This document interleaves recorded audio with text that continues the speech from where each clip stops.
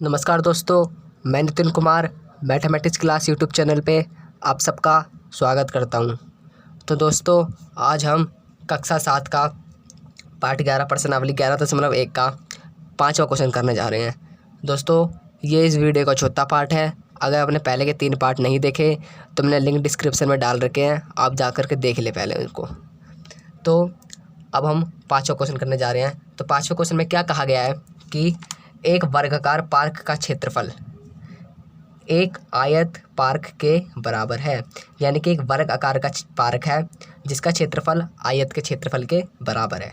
यदि वर्ग आकार पार्क की भुजा 60 मीटर हो और आयताकार पार्क की लंबाई 90 मीटर हो तो आयताकार पार्क की चौड़ाई ज्ञात कीजिए। दोस्तों, बहुत ज़्यादा सिंपल क्वेश्चन है और ये क्वेश्चन इंपॉर्टेंट है। इस टाइप के क्वेश्चन बहुत ज़्यादा एग्जाम में पूछे जाते हैं, तो प्लीज़ इस क्वेश्चन को ध्यान से देखना और बिना स्किप करे हो सके तो वीडियो ज़रूर देखना। तो इसमें बोला गया है कि पार्क का क्षेत्रफल आयताकार पार्क के बराबर है। तो हम लिख लेते हैं, पहले क्या लिखते हैं कि वर्ग का क्षेत्रफल होता है भुजा का स्क्वायर। तो यहाँ पे लिख दिया मैंने कि वर्ग का क्षेत्रफल बराबर भुजा का स्क्वायर।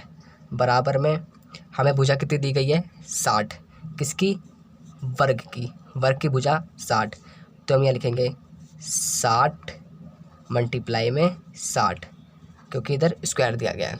ठीक है, 60 मल्टीप्लाई में 60 बराबर में 3600।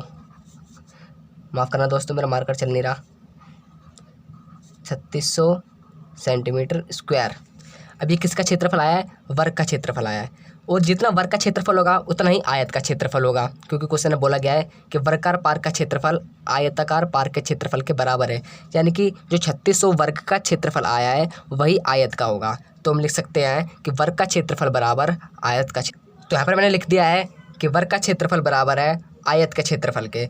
तो हमारे पास आयत का क्षेत्रफल कितना है? 3600, उतना ही वर्ग का क्षेत्रफल है। लेकिन हमें वर्ग की, क्वेश्चन ने क्या पूछा है? वर्ग की और आयत की चौड़ाई कितनी है। तो हमें क्या लिखना है कि आयत का क्षेत्रफल का फॉर्मूला क्या होता है? लंबाई गुना चौड़ाई बराबर में वर्ग का क्षेत्रफल कितना है? 3600।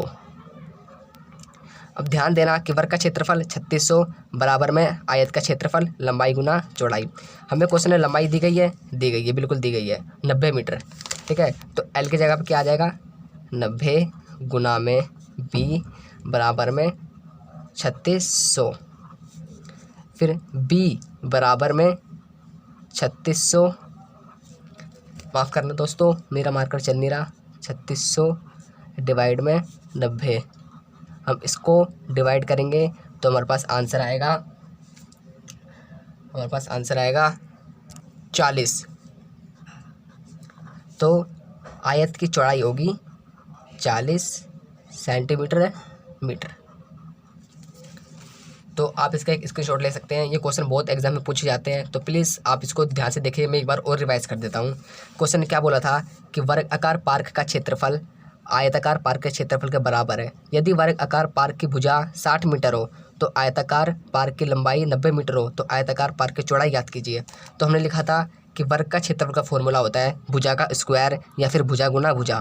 तो भुजा हमें क्वेश्चन में दी गई थी 60, इसलिए हमने इधर लिख दिया 60 मल्टीप्लाई में 60 बराबर करा तो 3600 सेंटीमीटर स्क्वायर। क्वेश्चन ने बोला था कि वर्ग का क्षेत्रफल बराबर है आयत के क्षेत्रफल के। तो आयत के क्षेत्रफल का फॉर्मूला होता है लंबाई गुना चौड़ाई, और वर्ग का क्षेत्रफल हमें पता था 3600, इधर हमने लिख दिया 3600। तो हमें आयत की लंबाई पता थी 90, बी हमें पता नहीं था। बराबर में वर्ग का क्षेत्रफल बराबर 3600, तो बी बराबर में 3600 गुनाए जाकर भाग 90 बराबर में आएगा 40। इसलिए इसकी चौड़ाई कितनी हो जाएगी? 40 सेंटीमीटर।